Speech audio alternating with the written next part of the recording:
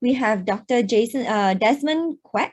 Dr. Quek specializes in the diagnosis and treatment of glaucoma, cataracts, refractive errors, as well as general ophthalmological conditions such as diabetic eye disease, age-related macular degeneration, and dry eyes. He works at Eagle Eye Centre and held numerous leadership positions at the Singapore National Eye Centre previously.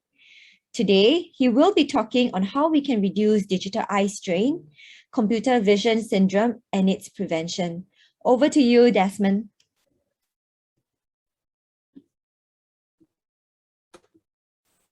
Hi, very good afternoon. And thanks again, Joshua, for inviting me and giving me the opportunity to share on digital eye strain and computer vision syndrome, something which is, I suppose, very close to the hearts of not just gamers, but a lot of people who are now working from home on long hours of Zoom meetings and also in Zoom conferences similar to what we have today. So over the next few minutes, I'm just going to touch on what visual eye strain actually is, also known as computer vision syndrome, what some of the symptoms are, what can we do to prevent and reduce this digital eye strain. And then at the end of it, we'll just take questions. So my presentation is actually quite short. I thought I'll leave more time for everyone to ask some questions. Okay, so digital eye strain or computer vision syndrome is actually more common than we would like to think. Studies have shown that up to 90% of people who work with any form of screens can suffer from CVS.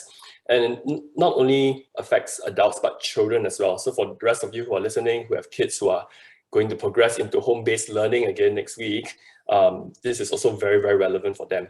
And digital eye strain comes about mainly because we have to focus for long, uninterrupted periods of time at the screen, right? And for people who game quite a fair bit, you will realize that the images on the screen constantly changes. So your eye and your brain also has to constantly focus and process all these images, and that leads to the strain that we experience.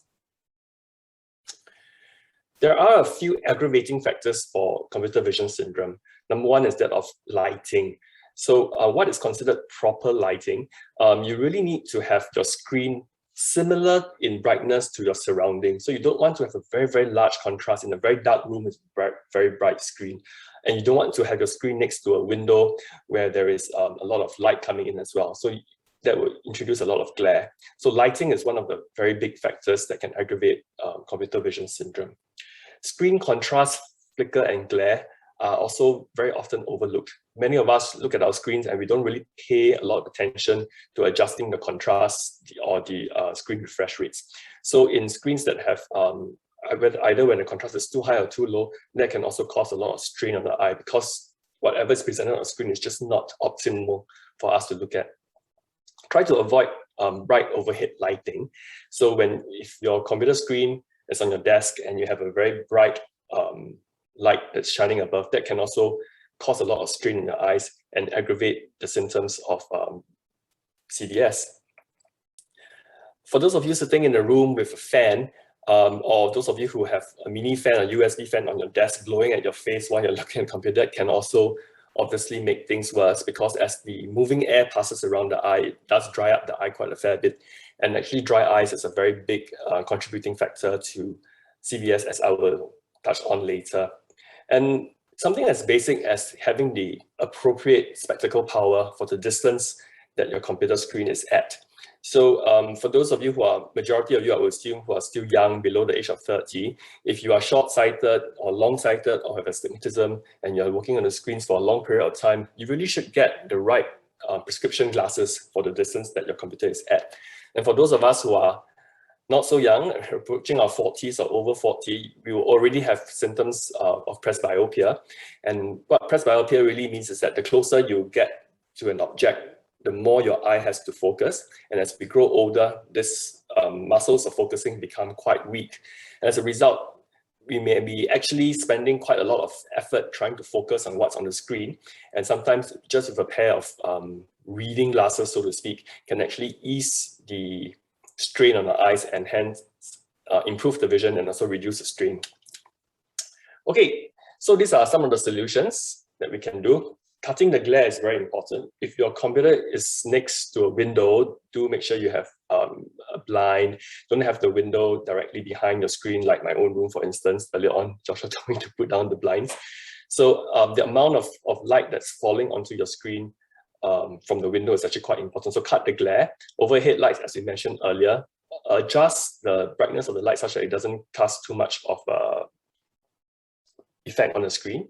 Have a desk lamp that sometimes would help if the overall, especially if you have reading materials that you need to refer to, adequate illumination of the reading material would help. But of course, don't shine the desk lamp at the screen because that would reflect a lot of light. A glare filter would sometimes work. If you find the screen very glaring and there's no way that you can adjust the contrast or the brightness of the screen any further, then sometimes just putting on a glare filter, you will feel a lot more comfortable. So whatever makes you comfortable, you can go ahead and make the necessary adjustments to your environment. Screen settings. I urge all of you to do a little bit of research, read around a little bit of how you could adjust your brightness, contrast of your screen.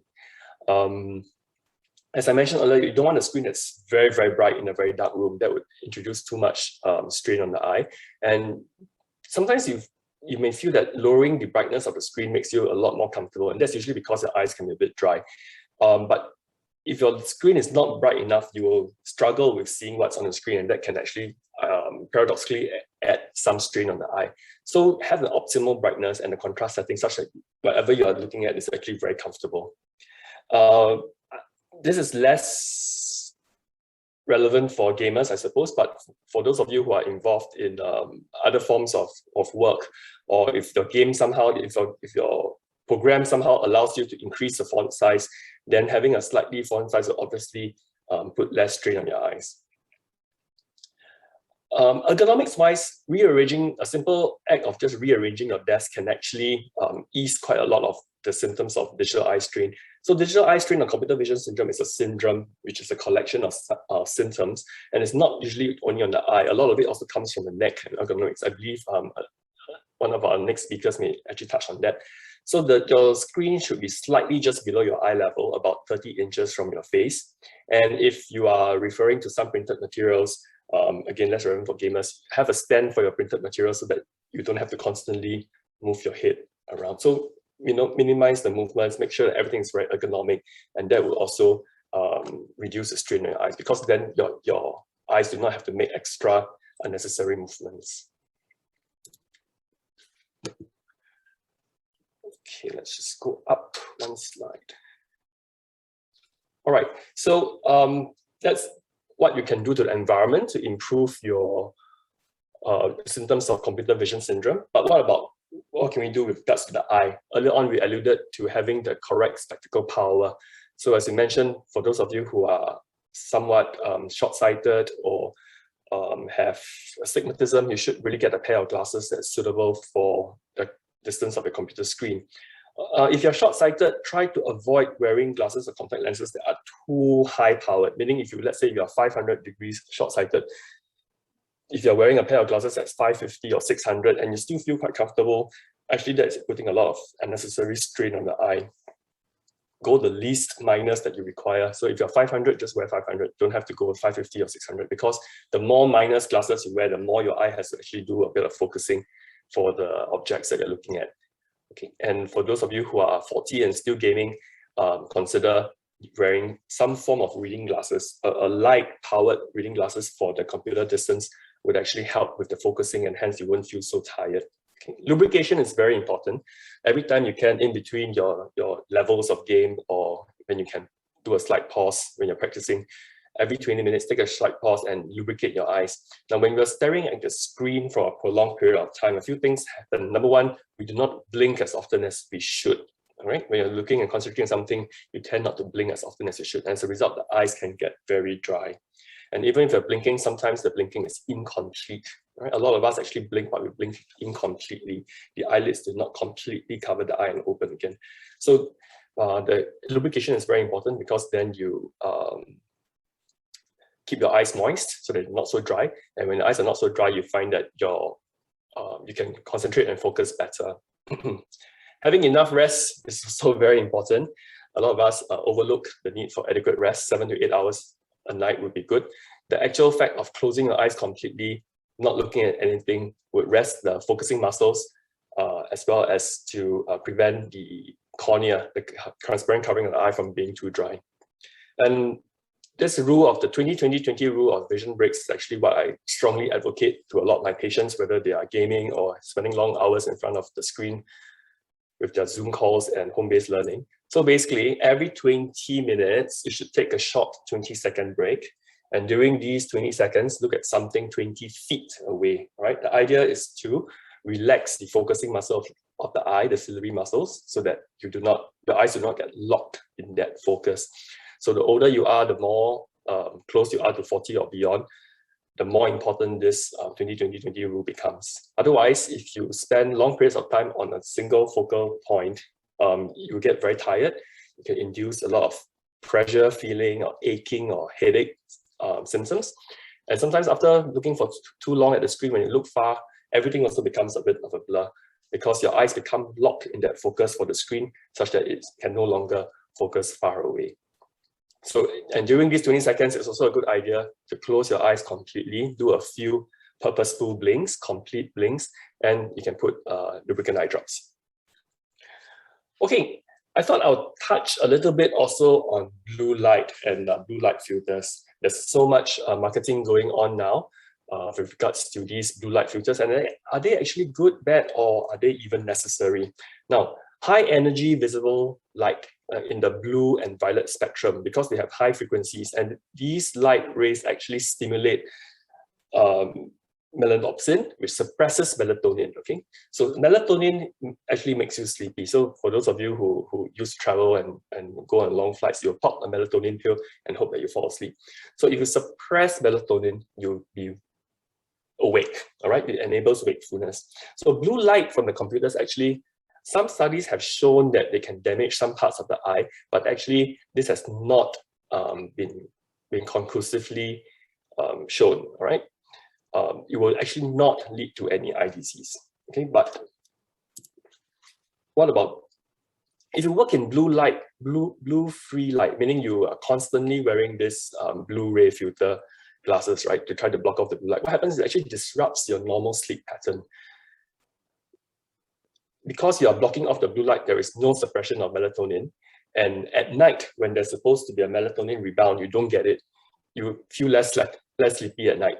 So actually, I'm not a strong advocate of these blue light filtering glasses. I feel that you should, more importantly, adhere to the 20-20-20 rule that I mentioned.